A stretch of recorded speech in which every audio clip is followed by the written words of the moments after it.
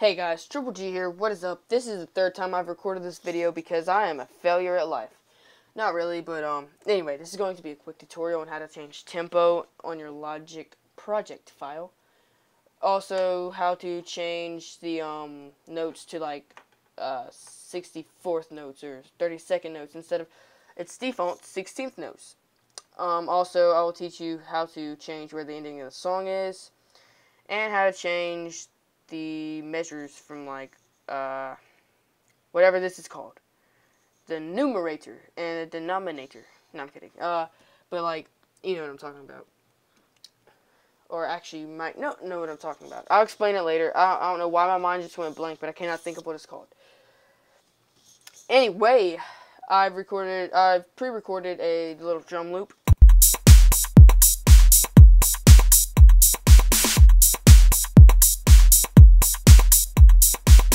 So you hear how it's playing right now. Here's how to change the tempo. We're going to speed it up a little bit because, I don't know, I think it would sound better if I sped it up a little bit. Each project on Logic its default is 120 beats per minute, which you can find right here on this little panel. The top number, 120.0000. It's the tempo. You can change the tempo by double-clicking on it and changing whatever number you want, or you can simply drag it like I do. Now, if you click on this last zero, you'll drag up that number. If you click on this zero, you'll drag up that number. If you click on this zero, you'll drag up that number. That zero, drag up that number. Now, if you're a professional DJ and you really want to mess with, or if you're a professional producer and you really want to mess with DJs that are going to play your music, it'd be funny just to mess around with these numbers and put them on the most random things, so that way when DJs are trying to mix your music, it'd be hard, you know, for them to like slow it down or speed it up to the right beats per minute because you have it way off. But I don't know, I like to keep it simple, and I do most of my songs on 130 beats per minute. So let's listen to it on 120 one more time.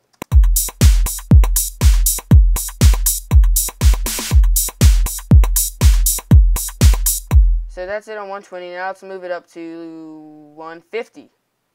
Should be faster.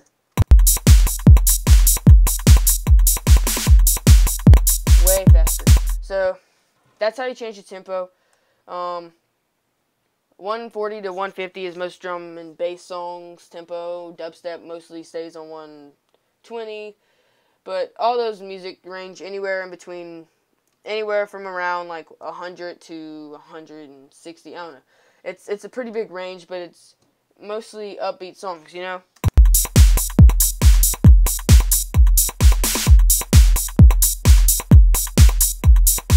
So anyway, that's how to change the tempo. Now let's get on to changing notes to like 64th notes. So here we have that's the cymbal. This is the snare. So say we want this to sound like really fast, like a drum roll. You could do this and it would be like this. But say, you know, you're not satisfied with this. You want it to be way faster.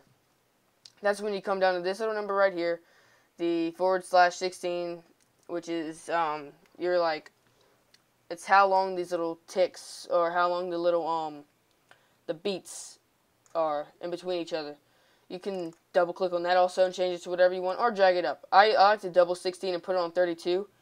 And let's change these to that. And let's fill in the gaps. So now let's listen. So it kind of sounds weird, just a little bit. You can also, let's see, double that up. And we're going to have to fill in all these little gaps.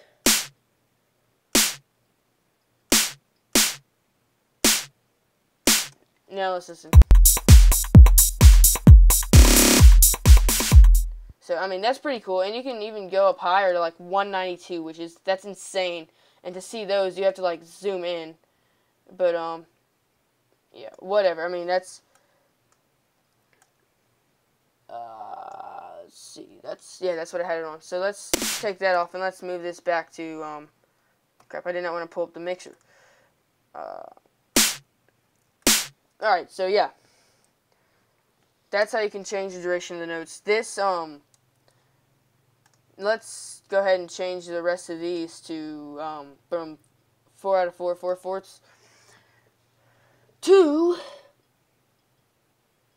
3, I don't know. Let's see. Okay, that's what it is. Alright.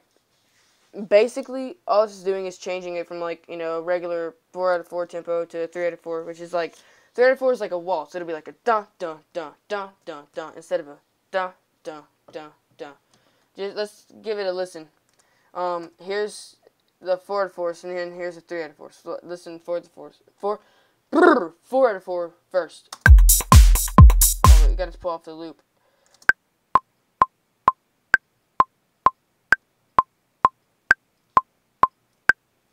So, see, it's more of like a waltz sound.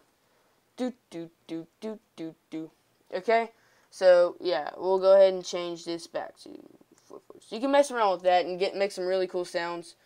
You know, it really makes your songs unique if they're not just, you know, default. I like changing a lot of the stuff because, you know, anybody can open up Logic and easily place a couple notes different spots. You know, use the default presets, the default sounds, default settings. I like to change up everything. It makes, you know, it kind of makes your own unique sound. Excuse me for that. Just now bumped my desk. Alright, and the last thing, how to change the duration of the song. Let's move this down to, let's see, let's change this to 1:30. Because that's where it usually ends. It usually ends at 1:30. You can see, it ends at 1:30. You can simply drag that, or you can set it yourself by doing like that, or double clicking, and I'll move it to 500. You know, type in whatever number you want. Now it's at 500. The fifth hundred measure. That's where the song ends. So I'm dearly sorry for my stuttering today. I don't know. I just cannot talk. But yeah, it's a couple quick little tips, and also this turns on and off metronome. So keep forgetting to turn off the loop. Yeah, here's it playing without the metronome. You can't hear anything. Then turn it on. And you can access all your metronome settings under settings and all that stuff. So hopefully I helped you out with this tutorial. There's a whole lot of tricks I've been learning lately in Logic. I know a whole lot, everything from sidechain compression to a little bit of sound designing and synthesis. So if you have any questions or any tutorials you would like me to make to teach you how to use, you know, the different things in Logic and how to get better sounds, go ahead and request me to make them. I will try my best to make them, and I will let you know if I cannot make them. So hopefully I helped you. Please comment, rate, and subscribe if I did. If I didn't, still rate me.